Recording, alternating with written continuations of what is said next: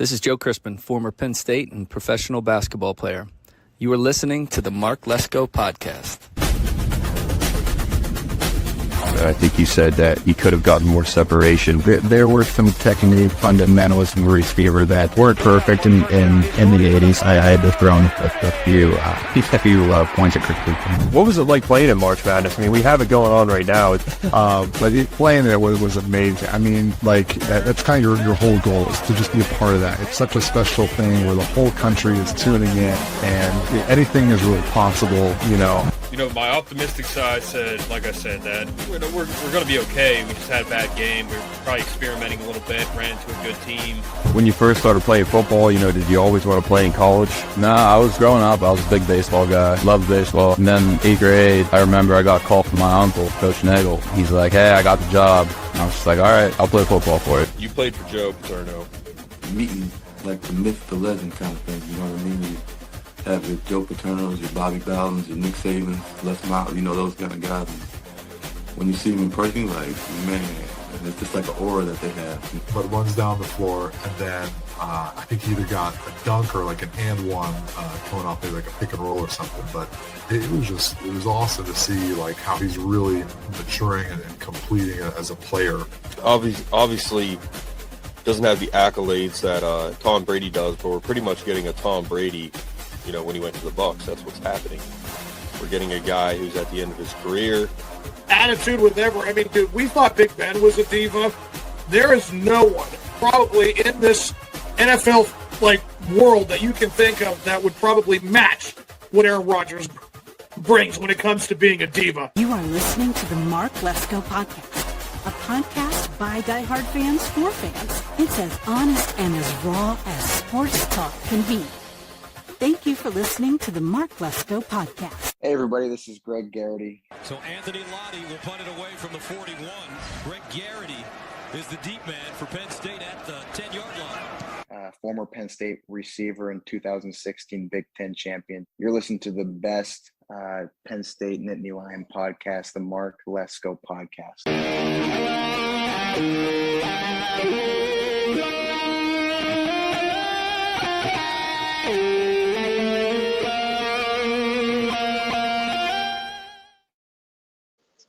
All right, everybody, welcome back in to another episode of the Mark Lesko Podcast.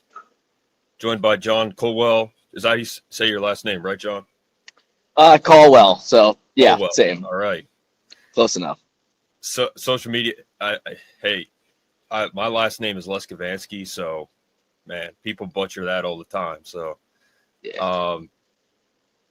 Social media manager, social media director of the Penn State Alumni Association, New York City chapter. It's good to have you on, man. It's good to be here, Mark. Thanks for having me. Yeah, so you're live from New York. Where are you right now? So, I was walking around taking some video for inspiration video for Penn State, and it was getting to be time to record, and thankfully, it's the beginning of the month, lots of move outs. So I saw a chair on the side of the street, and I'm sitting in it right now. That's where we're recording from. I'm always busy. Yeah, you're moving around a lot, which is awesome. You guys are volunteers. You just do it because you love Penn State. You love the Alumni Association. And we talked on the phone last night for quite some time. It was a good conversation. And, you guys are being the New York City chapter. That's a huge, huge chapter. That's the biggest, best city in the world. And it's, not too far from Penn State University Park. So I'm really happy to have you on. Thank you for coming on. I really appreciate it. And, we're going to be doing some content going forward, and we're going to be having you guys on again. So awesome. Love to hear it. I'm happy to be on whenever you want. Yeah, so we're going to talk the Alumni Association. We're going to talk your chapter. We're going to talk the season coming up, football-wise especially. Your, I'll pull it up here. Your president, Will, he's a big Penn State football and basketball guy. And, you know, we cover that extensively on this channel, football and basketball. So have a show with a former player, Tyler Smith, for the basketball side of things. Had Joe Crispin on.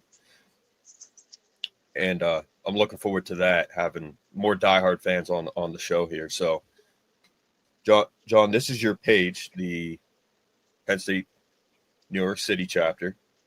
And you guys always have tons of events. So you're getting ready for one right now.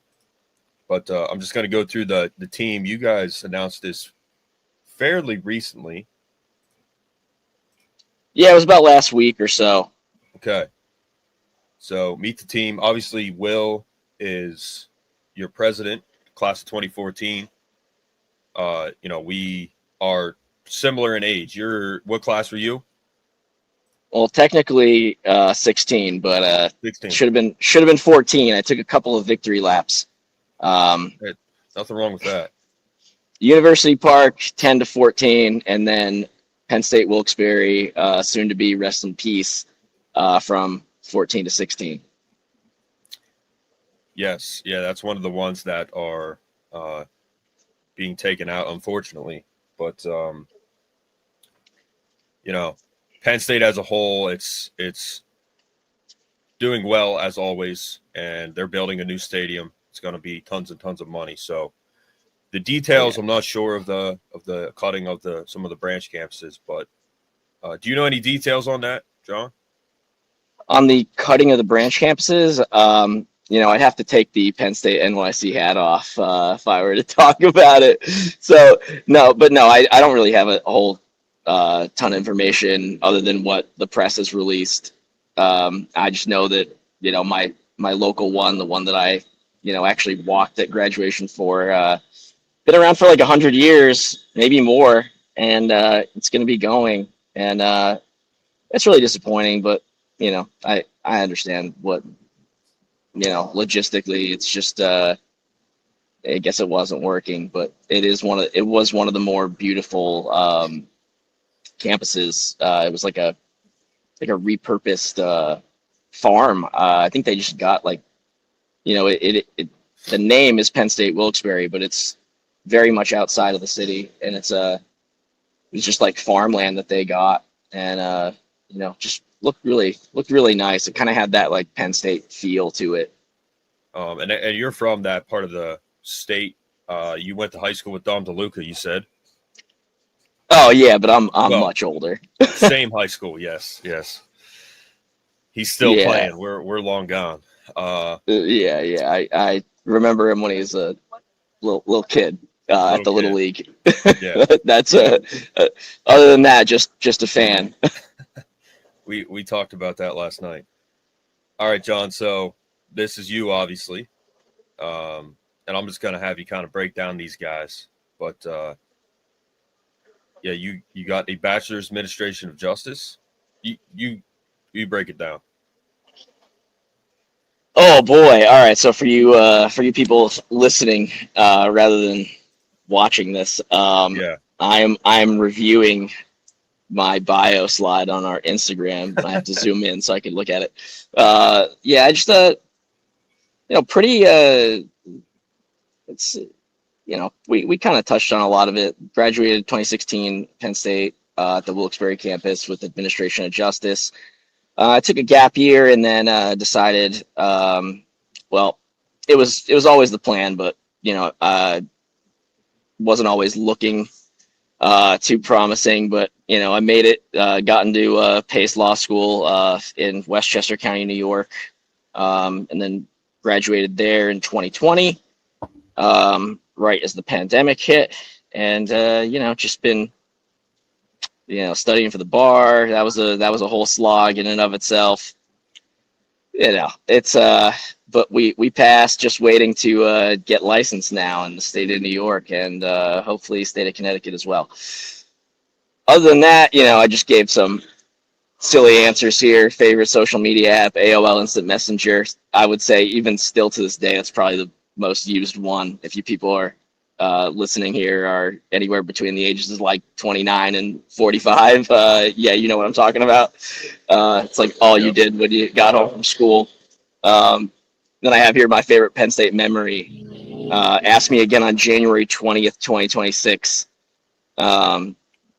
If you're slow to the party here, that's the day after the national championship game. So, January 19th, Miami, national championship this year. So, yeah, that's a good answer. AOL Instant Messenger, man. We used to, we would see everybody at school, and we used to leave school, race home just to talk to the people on AOL Messenger that we just saw in school. So that was a huge thing. I was on that every day. Yeah, look, Mark, I don't want to date myself too much, but that was before text messaging. That was like when you sent a text message on your phone, your parents would kill you. Like, yep. Cost like 5 cents to send or something. Yeah. Jenna, is it Skirbo? Yeah, Jenna Serbo. Jenna Serbo, okay. She's chief content strategist. She's a PR major at Penn State, class of 25, so she just got out, which is cool. Again, Belisario College of Comm. I was College of Comm, but that was before Belisario. She's from New York, and she said her favorite memory was the whiteout against Auburn, which was a great game. Shut them down. Bo Nix. Oh, yeah. So it's good to have someone like her who just graduated already joining. Yeah, it was great, and it's been great. We just kind of put up a loose, like within a carousel post, just like put up hey, we're looking for help if anybody needs it. And Jenna reached out, and I looked at her resume. It was great. She has previous experience running accounts, like Penn State Line Leap, accounts related to Penn State. And we love working with students at the Belisario College. So it was like a perfect fit with her being in the area. And she's been a great addition to the team. Yeah, I'm going to Disney World soon, and a lot of people don't know that the Fast Pass there at Disney World was invented by a Penn State alum, a Penn Stater. So, look at that. The Line Leap, she was working with that, so that's cool. I wasn't there when I was in school, and the Fast Pass, pretty cool stuff. Great idea. It was a great idea. The Fast Pass, Line Leap. It's a great thing to have.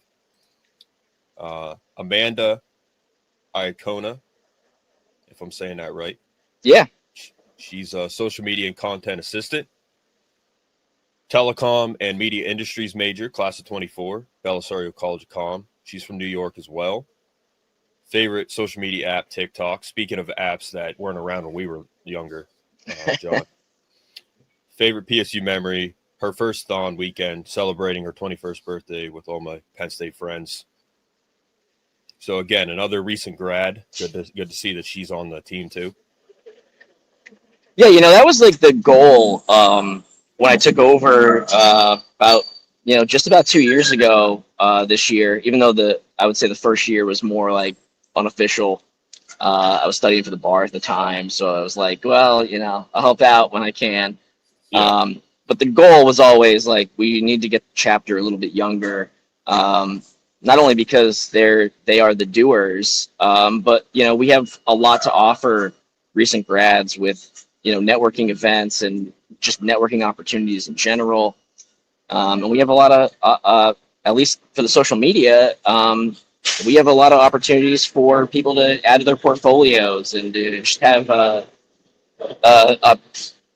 really I kind of like advertise it as you have a blank canvas to kind of do whatever you want. I know I'm wearing the Penn State hat, so it's not whatever you want, but almost whatever you want. Yeah. But it's been great to have Amanda. Amanda has experience like with, kind of being an end-to-end account manager, meaning, she can write copy, she can make graphics, she can, edit video. She can create content. So it's great to have somebody like Amanda on our team. Yeah. Well, you got a lot of college comm grads, which is good to see for me. I was broadcast journalism, did some work with comm radio, had a talk show when I was there, Mike and Mark show. A lot of fun. I'm sure she did. I'm sure these comm majors did, Center County Report and stuff like that as well. But and you got Danielle Salima. I might be wrong. These are a lot of Italian names, I think. Hey, the New York area. That's right. Danielle, VP of Media Strategies, class of 24. She's a PR major. Occupation, social media coordinator. She's from Westchester.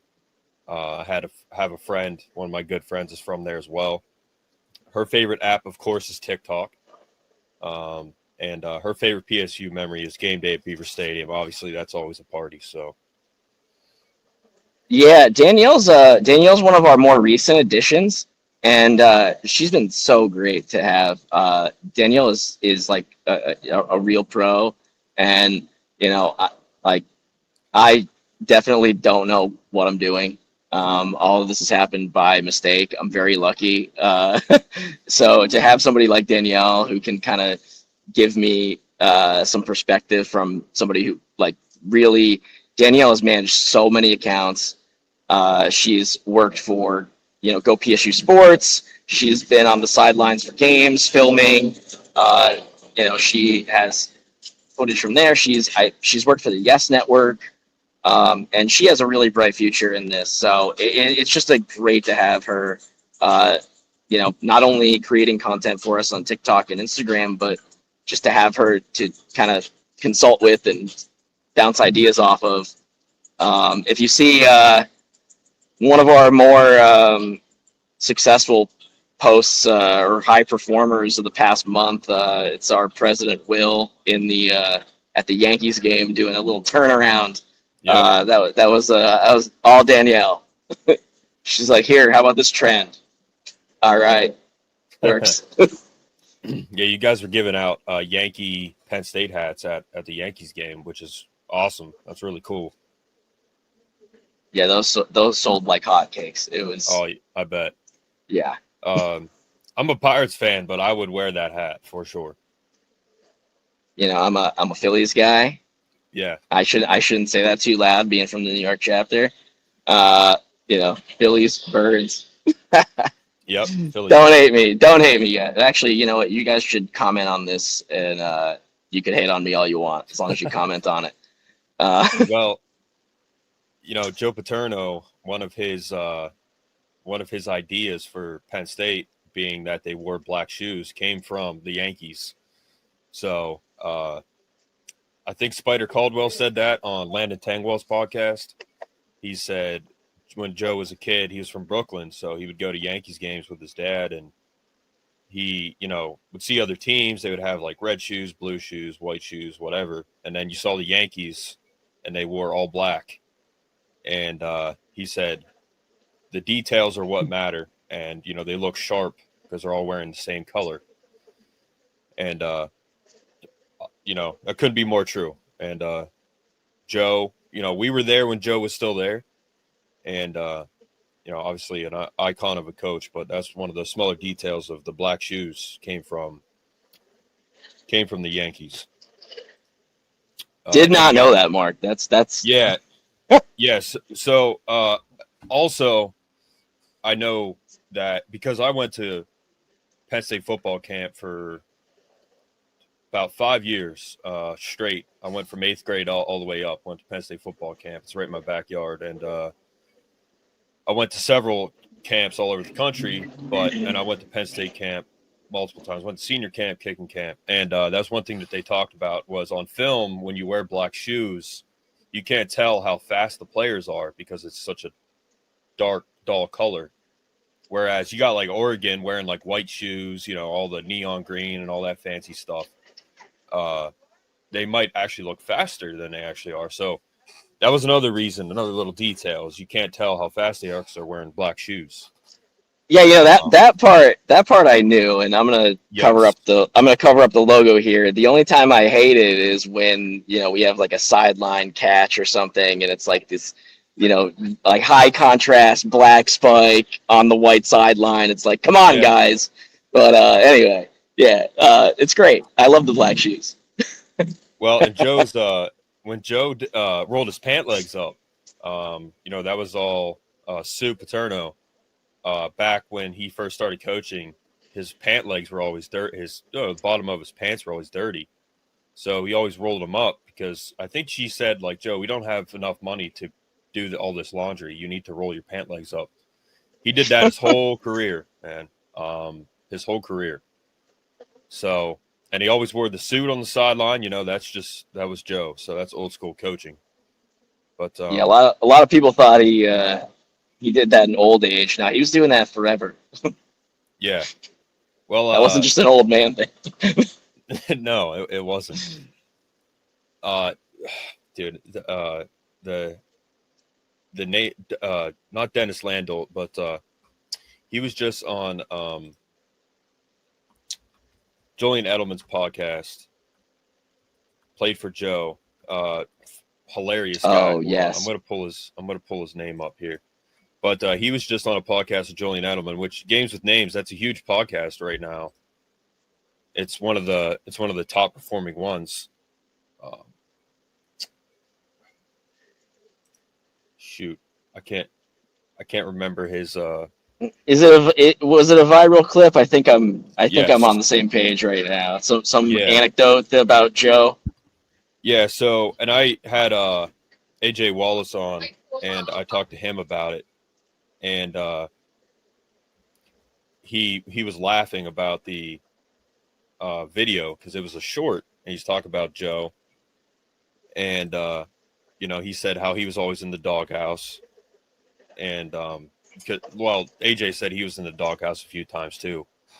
But hold on, But he talked about how this one time he made Joe mad, and he made a comment about his pants. He said, I don't think anybody ever taught him how to wear pants. Rich Orenberger was on there. Yes. And Joe got mad at him. He said, you New Yorkers are all the same. And Joe's from New York. So it was hilarious. It's a funny clip if you guys can look that up. But yeah, I've seen that clip. I love it. And then last but not least, Vice President of Brand Partnerships, Matt Levine, class of 24. He was an advertising major. He's in tech sales now. He's from Marlboro, New Jersey. His favorite app is X, Twitter. And favorite PSU memory, P-Man Thursdays. That's my favorite bar by far. That's my go-to spot. I love that bar. Haven't been in there since they got the addition of the upper level. So I'm going to have to go there here soon. But, yeah. I was in there one time, and it was within the past year. But when I was there, it was G-Man. So, not. Yep. So definitely not the same. But yeah, G-Man. Absolutely. Matt's been a just such a huge addition. And I'm like, at least me personally, I am so lucky to have him. He's a great addition to the chapter, but like we've been in communication daily for at least the past month now, and he's just been such a big help. And it's interesting that he put his favorite app as X because as of like last week, he's running our X account, which was previously pretty dormant, I would say. I think we maybe tweet a couple of times a year, if that. So Matt's going to be running that, but he's been a huge help with reaching out to brands for me. I'm trying to sell out. I'm actively trying to sell out. We are a nonprofit. So, if we could, monetize our page or partner with a brand, that's kind of seems like it's in the cards for us, and Matt's really working hard to help make that happen. Yeah, another good addition, John, which is awesome. And again, another recent grad. So But John, first of all, talk a little bit about the Alumni Association as a whole. You know, I told you last week I met Susan Robinson, the president of the Alumni Association. She was awesome to talk to. Newly appointed president, Susan Robinson. So, as the Alumni Association as a whole, you said last night New York City has 60,000 alumni alone. Yeah, we we're if you look at our follower account, we're still pretty low, but like that is not the that's not the alumni base size as a whole. We are much larger. It's about 60,000 in the tri-state, I think. And we at least from a national, Susan was on our advisory board and is living in the city here. So it's really nice to have her as the volunteer president of the Alumni Association now. Being somebody that I already have a rapport with, kind of gives us a little bit more leeway and but we just had our alumni leadership conference last week. It was like all the chapters in the country kind of invited together for just a 3-day conference with a bunch of seminars on how to better our respective chapters and work together as a whole. So it was really nice for me because that was the first time I attended. So it's the first time I'm meeting a lot of the other chapters and a lot of their presidents and their social media managers. And it was a really good opportunity to kind of get together and even when the seminars aren't happening, just talk over lunch or talk over a drink at a happy hour and kind of discuss what our chapters are doing for the upcoming year. So can I make a big announcement right now? Yeah, man. Yeah, I wasn't sure if you wanted to announce it or not, but go ahead. Well, if it's going to drop tomorrow, we're going to announce it later on this afternoon. We're doing group tickets to the Giants-Eagles game at MetLife Stadium, October 9th, Thursday night football. We are selling group tickets. They're going to go so fast, hopefully. And today we are going to drop this. Well, I guess when this comes out, it's yesterday. We're going to drop a little pre-recorded video from Eli Manning telling everybody to do exactly what I just said. So we're collaborating with the Philly chapter, the South Jersey chapter, I believe North and Central Jersey chapters, and the Southern Connecticut chapter. Could be wrong, but it's going to be a big event, and the tickets are going to go fast. It's Saquon, it's my Birds, and it's Will's Giants. Anything can happen on a podcast, so. That's right. Sorry. That's right. Sorry. Yeah, man. It's okay. There's someone walking by. Yeah, you're on the streets right now. Yeah, anything can happen. Oh, absolutely. But anyway, hey, that's New York. That's right. What happened? What did she say? Something? Yeah, just kind of asking me if I had change.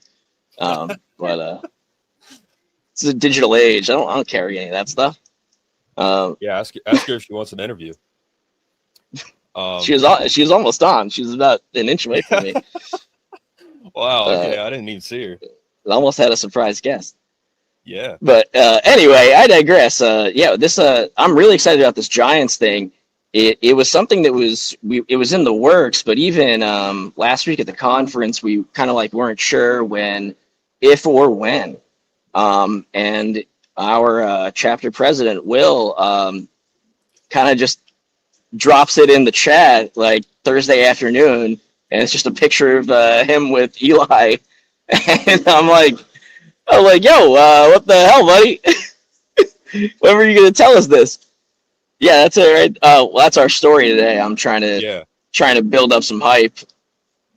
So that's Bretton Strange in the bottom left, current New Yorker. And who's the guy on the right? Well, I believe it's Theo Johnson, one of them. I'm sorry. Yep. Okay. Yes, Theo Johnson. Yes, not Bretton Strange. He's with the Jags. I believe they're both Theo Johnson. Okay. I didn't want to drop any more Eli, but so we have a lot of stuff that, that's another member of our chapter, Ed Pagano, at the bottom left. He's kind of spearheaded that event. So that was he's done all the legwork on putting that together. So that's part of I know we'll talk about it, but this is just I'm really happy to be kind of the the mouthpiece for all of the hard work that the rest of our board is doing. Right.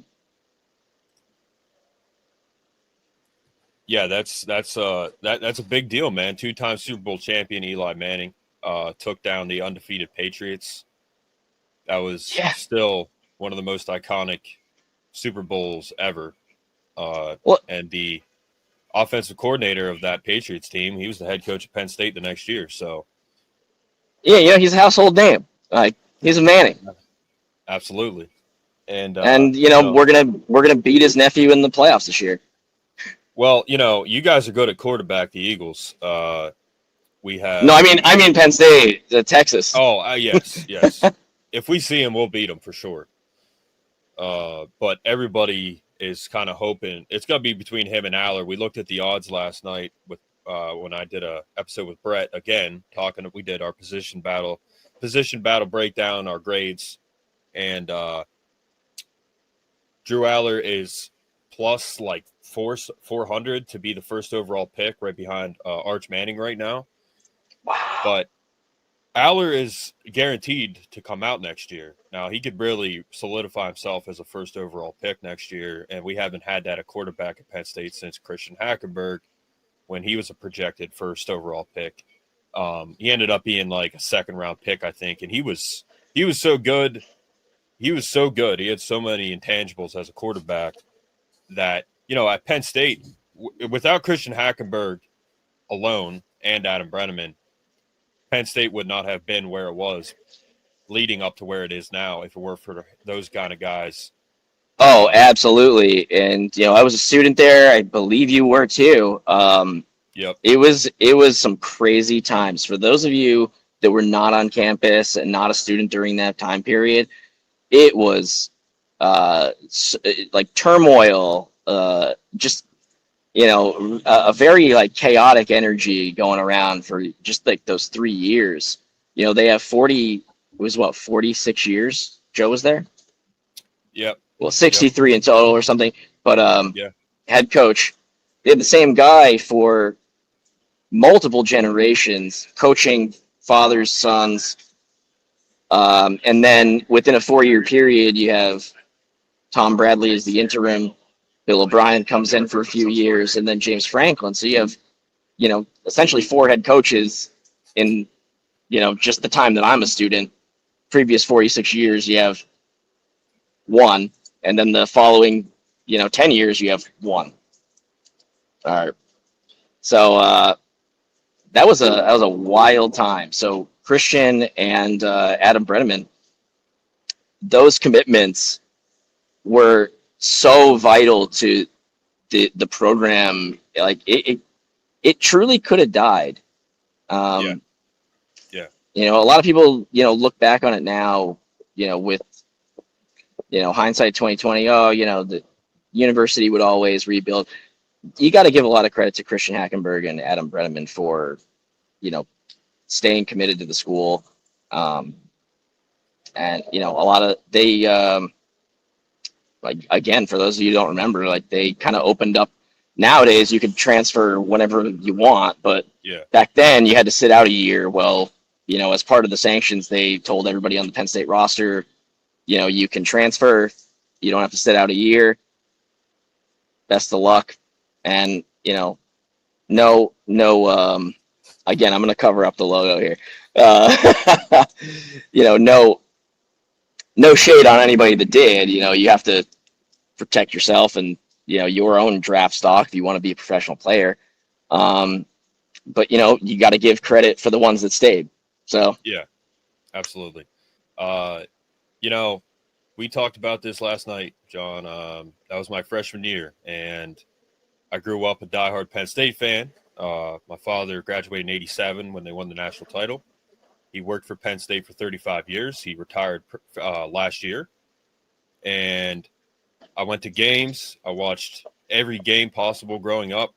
I couldn't have been more of a diehard fan. I could have gone on and done sports at a smaller school, particularly football is what I wanted to play. And I chose to go to Penn State just to try out. And, I went there, tried out for Joe Paterno. I was in Haluba weeks before all that happened.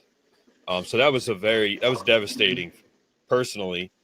And it was devastating to a lot of students and fans. I mean, there was news vans everywhere. You remember walking to class. There was those plastic strips across the sidewalk to cover up all the wires going up to Old Main and whatnot, because there was hundreds and hundreds of news vans there. And thankfully, I wasn't at the riot. I was at home. There was a riot, and me too. I definitely wasn't there, Mark. Yeah, that's right. That's right. I should know the statute of limitations. I know you weren't, John. Oh yeah, you're well past that. But, no, truthfully, I didn't. I wasn't destroying anything. I was more or less there with a camera and just screwing around. Well, one thing that, and I've seen it several times. When I was in school, okay, they had the riot after Joe was fired, and then they had the Restoring of the Winds riot. Not riot. It was like a gathering. Yeah. Restoring of the Winds. I remember we were walking downtown one time, a friend and me, and we walked out. We walked right down past Cedarbrook, and there's like all these people. We're like, oh wow, there's something going on. And then it was Joe's Winds being restored. But I've always said this, John, that I went to Penn State. I went to the Penn State that my dad went to for 9 weeks, and then it was, to this day, it hasn't been the same. You got to experience a year of that with Rob Bolden, Matt McGloin as the quarterback, Evan Royster breaking the rushing title. You got to go to Penn State, the Penn State that my dad went to, and that was a very, very special thing. It was a different kind of energy. When Alabama came into town my freshman year, that was a wild, wild weekend. And again, that was a Joe Paterno Penn State. But you can't really explain it unless you were there, what it was like. It was very tough. It was that whole time period was as you mentioned, Old Man with all the wires and everything. It was every day going to class. A different reporter wants to interview you, want to ask you, and you're a student, and you know what? They're pros in broadcast journalism, and if you agreed to an interview, you were going to get trapped in some sort of statement that was going to make you look bad. That's what they were trying to do. It was with the reporters and the students. I had told multiple reporters to leave me alone. CNN was one of them, and you would. It was crazy. Like, yeah. It's even non-Penn Staters, everybody feels differently about the entire thing. The one thing that I can say unequivocally is that the students has nothing to do with them. And so that's kind of what really, I don't want to say that's what the riot itself was about or any of that. It was just, covering up the logo again. It was not on the students that went there. No. They grew up loving their university, and it's not on the alums that graduated from that university and still wanted to support that university. You know, you pay tuition, it's your whole life. All right, that's it before I get in trouble. Well, you know, we'd be walking to class and we'd see all these news vans, and it was national news. It was weeks of national news, headlines, ESPN, Fox, CNN, World news. World news. And I would walk to class, see all the news vans. I would get home, turn on the TV, and it was all Penn State. And I literally, the one day I'm walking with someone who lived on my floor, and we separated, went to class, whatever. I get home and he's on a news channel being interviewed. And I'm like, man, this is crazy. Like, this is, it was just and then the free report and everything came out, and it was just, yeah, it really sucked. But we are where we are now, John. And, you know, that kind of takes us into the season that is coming up. I mean, like you just said, Joe Paterno was the coach for years and years and years, decades. And then my class in particular had 3 different coaches, which was crazy. Class of 2015 had 3 different coaches. So, and that takes us into the Franklin era, and they won a Big Ten title very quickly. Had a Cinderella season. And again, guy like Saquon Barkley, #1 running back on Madden right now from Penn State. Another guy that came to Penn State. McSorley, numerous guys followed Franklin to Penn State from Vanderbilt. Saquon almost went to Rutgers. You know, what guys like Hackenberg did, Brenneman, truly led us to this. We wouldn't be where we are now without guys like that. So this season in particular, John, you're a diehard fan like me. We talked about it last night extensively, but, you know, what are your thoughts going into 2025? All right. I'm ready. You know, I told you last night, I'm normally like I want to be an optimistic fan. I'm always, I lean glass half empty only from like a karmic, I don't want to say anything. Like, I don't want to say what I truly believe, ever, because I feel like if I put it out there, it's going to jinx it. You know what? That's changing in 2025. They are the best team in the country going into the season. I don't see why not. Why not them? Why not Penn State? Michigan 2 years ago, Ohio State last year. It's our turn. We have the talent. We have the coaching staff. We have the program. We have the fan base. Yeah. We're ready to do it. I don't see an opponent in the schedule that we should not beat. I agree. What'd you say about scoring points last night? Oh, I think it's going to be, they're going to boat race some schools early on. FIU, I'm looking at you. If you're at FIU right now and you're listening to this, we're coming for you. It's going to be 40. It's going to be in the 40s by halftime. You know, they might have the beaches, the palm trees, pretty women, but we got the football team. So Nevada, we're coming for you. These non-conference foes, Nova, stick to basketball. Yeah, they don't have a shot. Yeah, they might have to bring their basketball team just to have a shot against us. Yeah, maybe I still have some eligibility left if they want to throw me in against Nova. Do it, man. I think all of my ligaments would tear. There in the fourth quarter, might be able to get. Yeah, one of those charity. Just toss me in the end. This guy's been taking pictures of the. He's been the social media guy for years. Won a sweepstakes, and you get to throw a helmet on, go down for a play. Yeah. You asked me last night. You said, "What is your approach to the podcast?" And I said, "I'm a fan." and I'm a diehard fan. The slogan is by diehard fans for fans. I'm a diehard fan, and that's how I approach this podcast, how I approach this every episode.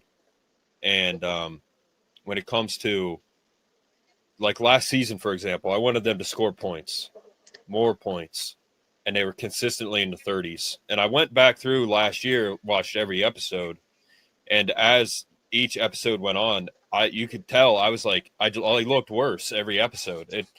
That last season probably took years off my life because I knew their potential. But it goes back to 21 when they went in and 21 when they beat Auburn, didn't really have a running game. I thought, man, we can make the playoff here. 22, I'm like, we can make the playoff. 23, we can make the playoff. 24, we can make the playoff and win a national title. Made top 4 finally last year. I want to see more points. And going off of what you said, you think that we will actually be scoring more points consistently this year, beating Ohio State, beating Oregon. And I please God, let that happen. No, I do think that we're going to score. I think we're going to score, and I think we're going to score often. What I'd really like to see, down the stretch is a lot of what we saw from my Birds this past year. They brought in the top-tier defensive coordinator. Yeah. They have the best running back, not just in Madden, Mark, in the entire world, in real life. That's right. And he's been the best since he's been at Penn State. They just rode him, and Jalen Hurts was, he's a very talented quarterback, but it was and AJ Brown, very talented receiver. They have talent all over, but the emphasis was controlling the game with the run, with great run blocking, great scheme, and then just stout defense.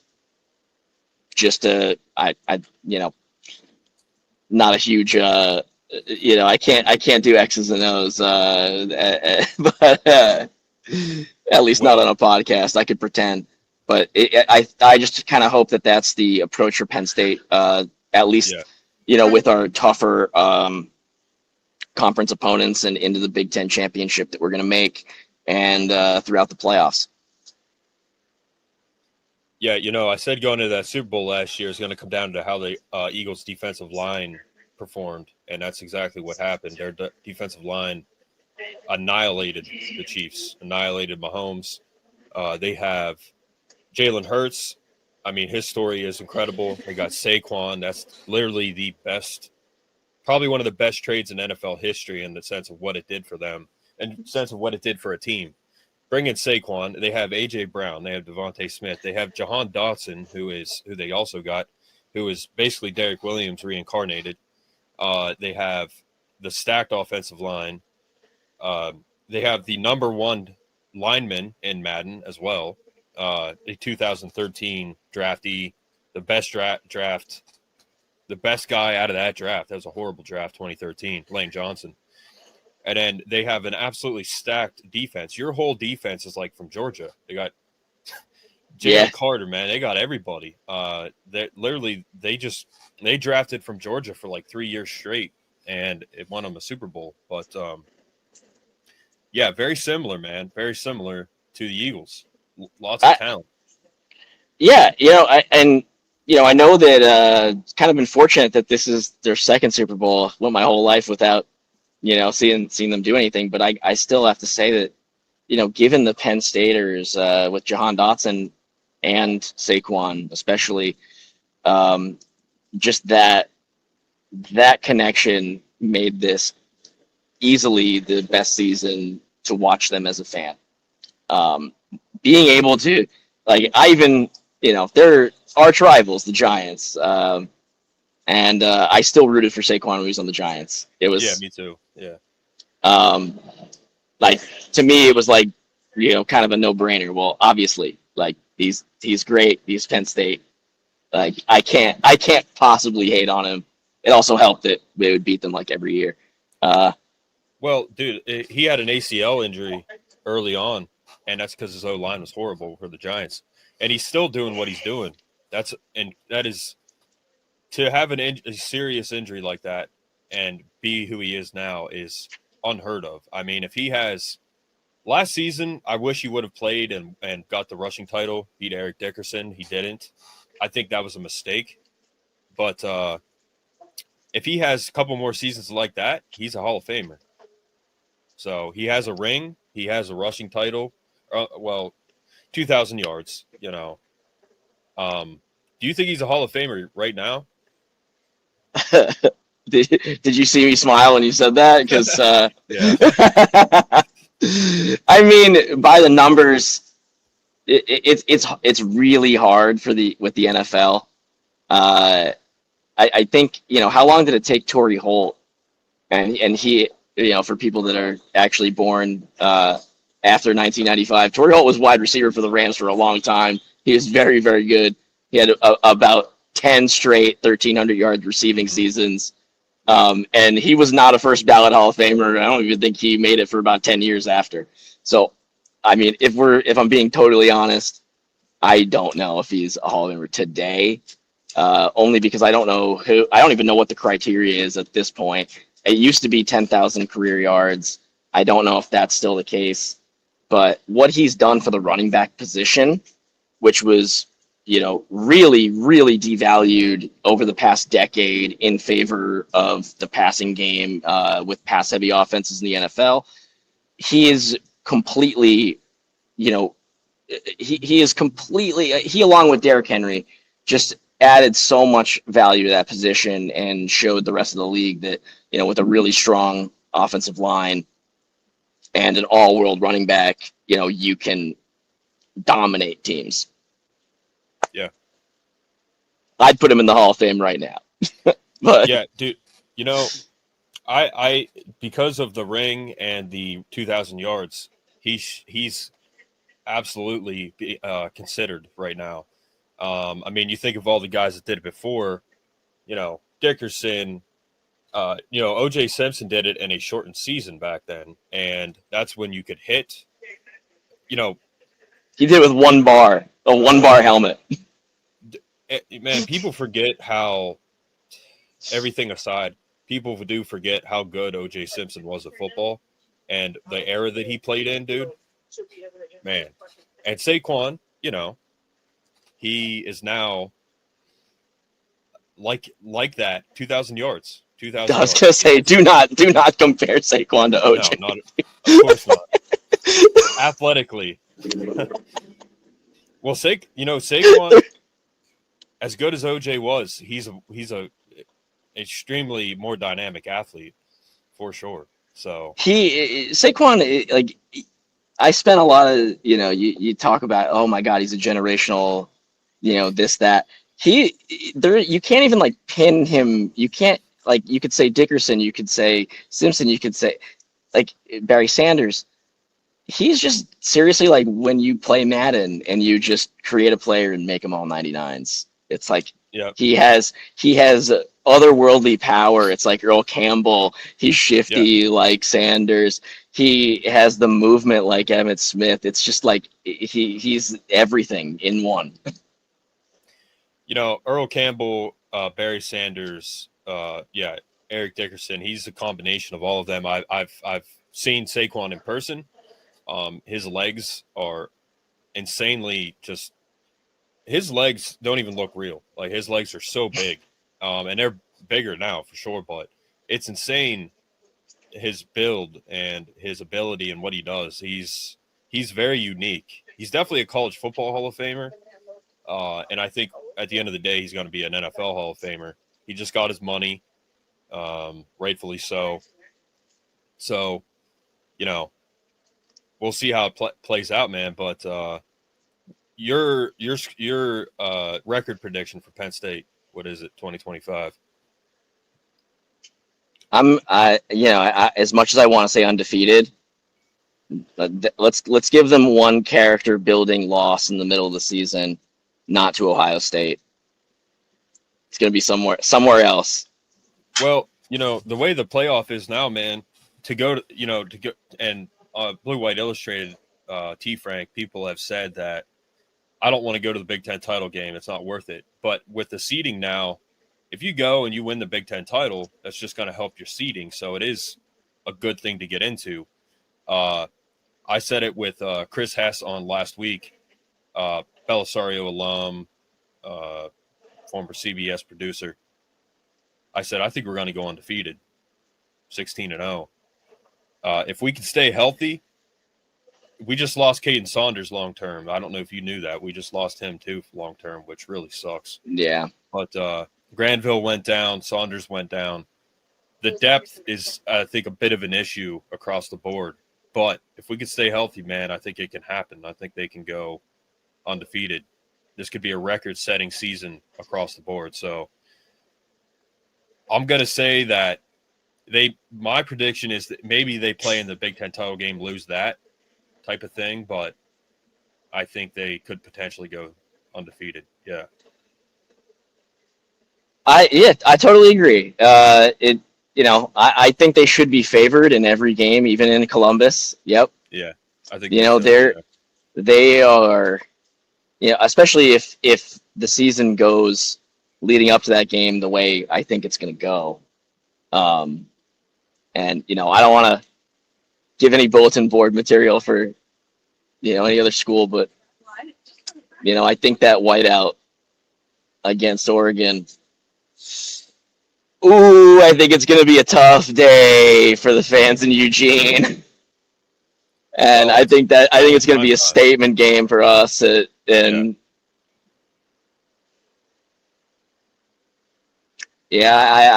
truly think that we're kind of, we have a realistic shot. It's not a hot take to say that they should be favored in every game, and they very well could be undefeated. So, I think Texas is going to beat Ohio State week 1. So going into Columbus, man, I don't know if we're even going to see an undefeated Ohio State team. I think Oregon will probably be 4-0 when we play them. Primetime whiteout game, finally, against a good opponent. We could be playing quite a few undefeated teams this season. I'd have to look more into detail this exact schedule, but Nebraska, if they beat Ohio State, they could be undefeated. Indiana could be good. It's not an easy schedule, man, but that's all the more reason I think that they could potentially go undefeated. They're going to really grind that out. So we'll see. But, John, to finish up here, going forward, we plan to, do some collaboration, Mark Lesko Podcast and Penn State, New York City Alumni chapter. So hopefully have you and Will on as much as possible. You guys might be able to do our pregame show, or we might be doing a pregame show game day, stuff like that. So, we got some plans going forward. But is there anything else you want to say about your chapter, the Alumni Association? Oh yeah. We had get some plugs in here. We just talked about the football season, and we just announced. Thank you for pulling it up so quickly. That was awesome. We just launched this yesterday. It was our official launch. T Squared Social. They are working in conjunction with Champs Downtown, as well as Bounce. They did pop-ups around the city, and now they have a place in Montauk. It's a lot of very, skilled people that are running the show there, and we have partnered with them. They have a gigantic space on 42nd Street, right by Grand Central, if you're commuting from out of the area. I've had the pleasure of going there a few times. We've hosted our chapter's annual meeting there. It is such a huge place, and they are really trying to recreate the Champs Downtown vibe inside there, with a little twist, because they have a unique space. T Squared is it's owned by, at least partly by, Tiger Woods and Justin Timberlake. So there are multiple bays there for, on non-game days for, golf simulator. You could throw a football in there. If you check out our page, there's some footage around there from T Squared, but there's going to be a lot more. They have big plans for the season. They're grabbing a resident DJ. I don't know what else I'm allowed to say, but some gigantic collaborative efforts this year, and we're really looking forward to that. And say that's not your bag. We have 4 other partner bars that are going to be showing all the Penn State games as well. We've now worked with all of these for at least the past 2 years. We have Blue Haven South. It's on Fulton Street in Financial District. That's another really large place. Could fit a couple hundred if you're in the area there. They throw excellent watch parties. We have the Harry Lemon. It's in Alphabet City. It's on I think Avenue B. In Alphabet City, it's like East Village. So if you're in that area, they were actually they became a partner because they were already a Penn State bar. So they really get it. I think they have like a Penn State mural in the back of their bar. That was like we kind of just showed up there the one day. We're like, oh, hey, we should maybe partner with this bar. Yeah, and it's kind of the same for Mercury Bar, which is in Hell's Kitchen. They I think it's on 9th Avenue, and I'll throw it up on our feed within the coming days because we're going to announce that, I believe, Monday. That's actually what I'm out and about taking footage of today. Mm-hmm.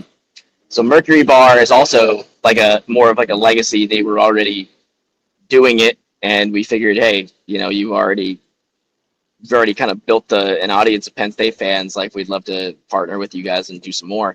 And then we have Old City, which is like a Philly-based sports bar. So not, there's a lot of Penn State Philly transplants in the city. Tons of Manhattan.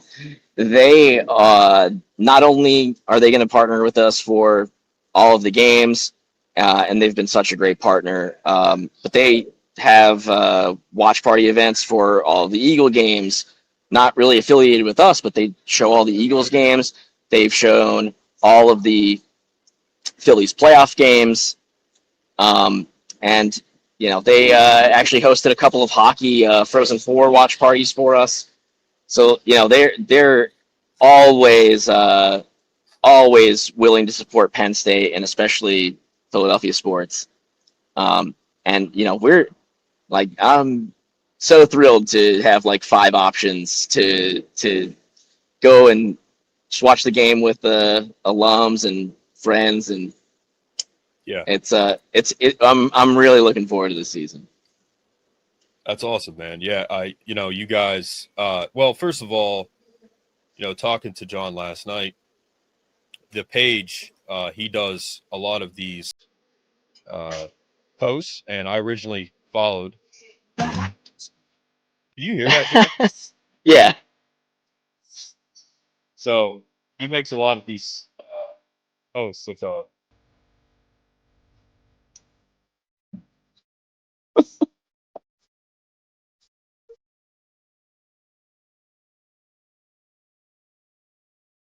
So you make a lot of these posts, and they're all very entertaining. You do so John, you guys have seen the officially game day posts.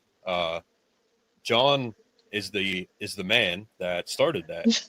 So when you see those, John's the guy that started that. So lots of good posts, man. Throwbacks back when Osama bin Laden was announced that he was taken out. That was the 3rd largest gathering in the world. That was right before I came into Penn State. That was a big night. Again, a lot of New Yorkers at Penn State at that time. A lot of people at Penn State affected by 9/11. And John, your explain what's the word? Is it a scholarship and Yeah. remember to the former president of New York City chapter? Absolutely. Yeah. Thanks, Mark. Yeah. So, thank you for bringing that up. That post with it was found footage of the student gathering at the announcement of the death of Osama bin Laden. Right. That was big for a lot of students during that time, and a lot of the younger generation, maybe they understand, maybe they don't, but for us, that was kind of the end of a lot of our innocence. Yeah. I was 10 years old.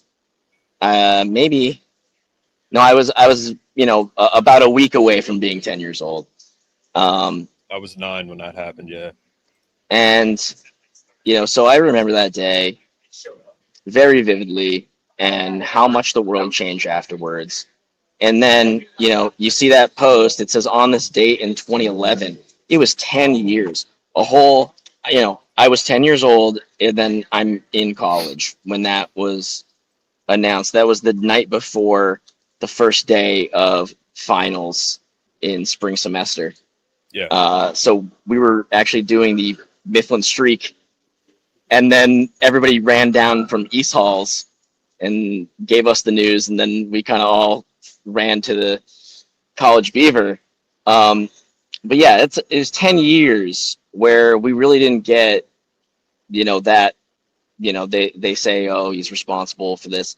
Didn't get him for a decade. So that was like, he was always a presence. And so kind of that like symbolic win for our childhood. And at least, for this chapter, we lost our chapter president in 9/11.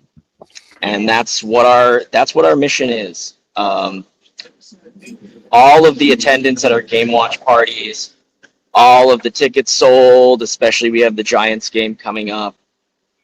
Everything really just funnels into a scholarship fund in the name of our former president, Michael D. Ferrugio.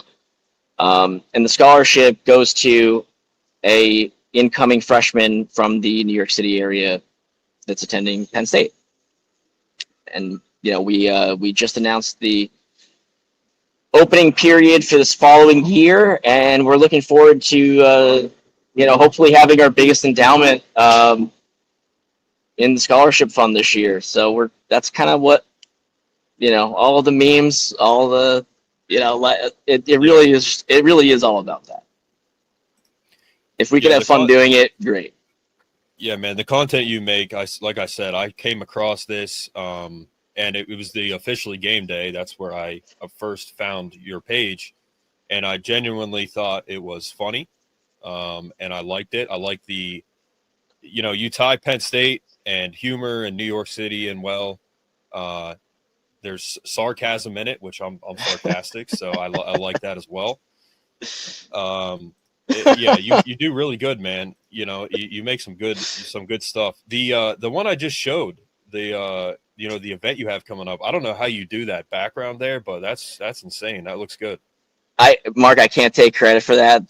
So T Squared, and I'm really lucky to have them. They are like a well-oiled machine. They have their own socials team. They have their own promoters. They're Yep. I'm lucky enough to be working with them that all I really have to do is hit the accept on their collaborations. But for the record, yes, I can do that. Yeah, you can. Just not really.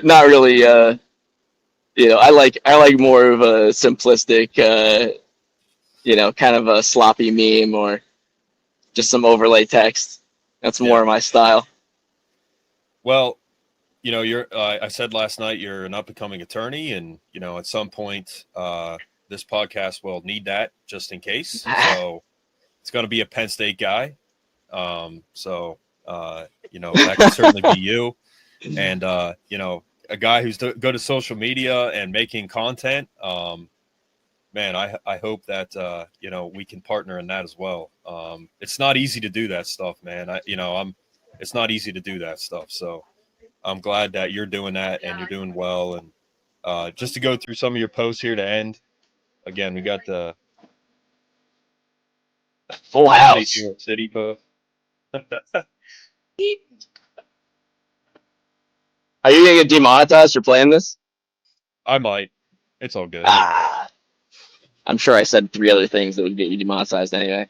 No, dude, I've been demonetized like a handful of times. It's it's not a big deal. On Rumble, I won't be demonetized. So, all right. But yeah, lots of cool stuff. And the fact that you guys are at the Yankees games, you had Alyssa Buck. She was at the U.S. Open. Yeah. Alyssa's our webmaster, and she's an avid golfer in the Pittsburgh area. So she had the opportunity to work there. And I like, if anybody's doing anything cool, it's like send you're on our board, you do something fun, like send us some pictures. And Alyssa's great. I didn't ask her to do that. And for those of you listening, she took pictures of the U.S. Open in this hat. And she just kind of took it upon herself to wear it and take some pictures there. So I was, of course, happy to, thrilled even to be able to post it. Our non-football months we're kind of short on content, so it was like, oh, great, thank God somebody's doing something fun. Yeah, you circled her, which is hilarious. That's the winner right there of the US Open. So, you guys are all over the place doing all types of events. So if you guys are in New York City, I'm going to reach out to my my roommate. He's a Jersey guy, lives in Central Jersey. Great guy, works on Wall Street. He's in Manhattan every day, and my other close friend, he's also in Manhattan. So I'm going to put you guys in touch, just in case. I believe my other friend, he's still living in Queens, but you guys have tons of events. So if you guys are in the city or in that area, link up with these guys, go to their events, go to their bars, wherever they're at, and support them. I'm gonna have. Sorry. We're gonna have at the very least like 15 to 16, 17 could be watch parties this fall. We're gonna have some networking events coming up, some brunches, and of course, the Philadelphia Eagles are coming to MetLife on October 9th. Thursday Night Football. You can get our tickets. You get your tickets at PennStateNYC.com. Yeah, and you guys were at the Spikes game last week, which is when I met Susan. And, you were there for the Puzz game. You got the bobblehead, and I got my helmet signed back there. Absolute legend. Yeah. Which, by the way, Mark, I've never met you in person, but I saw your picture next to Puzz Lisney, and I did see Puzz Lisney, and that guy is huge, and you were bigger than him. What's going on there? Well, yeah, like I said last night, man, I've been doing bodybuilding for about 12 years now. I was a trainer for 10 years. But listen, he's lost a lot of weight since his playing days, so he's back to normal size. But yeah, I'll pull the picture up real quick. All right. I appreciate you saying that. But he's lost a lot of weight. His nose wasn't bleeding. He still doesn't really have a neck, because his traps are so big. Yeah. But yeah, man, but I appreciate you saying that. Yeah. If you're looking at this, you have to trust me when I say that Puzz Lisney is not skinny. Like he is a big Puzz Lisney is jacked. If I were standing next to him, I would look like his son. So yeah, one thing that I took from when I met him was, so first of all, just to kind of tell the story, right before I went up, there was this kid, I think he was a teenager, and when he took the picture with Puzz, he held up a beer koozie. It was Ohio State, and I was like, oh, dude, like, why do that? And he was not happy. He was cool about it, but you could tell he wasn't happy, rightfully so. And when I went up to him with my helmet, I said, the guy that did the Ohio State thing, pause, I said, you guys beat him, so it doesn't matter. But yeah, he signed my helmet. I told him, it'd be an honor to have your autograph on here. And I said, the Ohio State game in 2005, I said, to this day, that's one of my best memories. He said, that's the best game ever. I said, yes, it was. So, yeah. It was awesome to meet him. He's just he's a good guy too. He's a good guy. He was there, I believe, for his foundation. That's what the whole thing was. So, right. John, is there anything else you want to cover? I think that's it. All right, man. Well, thanks again for coming on. Again, live from New York. You're right there on a chair on the sidewalk. And yeah, here it is right here. I just got this on the side of the road and I figured, hey, this is a good spot to post up. Had a good background. Nice. It's a pretty nice chair. Yeah. I wasn't going to. I checked out the stability of it, but, we're good. All right. I gotta run. We gotta do social media stuff now. I gotta take some Absolutely. film. But always working, Mark, and it was a pleasure being on here, and thank you for having me. And looking forward to whenever you would like to have me back. I'm here. All right, John. Sounds good. Thanks again for coming on. Anytime. Take care. See you, buddy.